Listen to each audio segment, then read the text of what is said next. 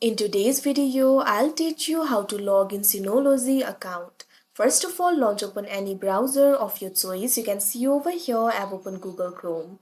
Now click on the search bar and type in account.synology.com. Press enter. Now once you do that, you'll be led to the official website of Synology. You can see over here you'll be able to log into your account.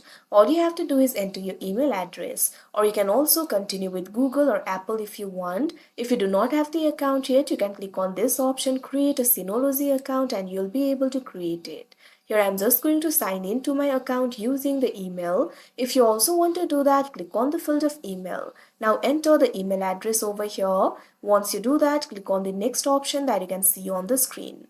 Now you can see over here you have to enter the password. Click on the field of password and enter the password over here.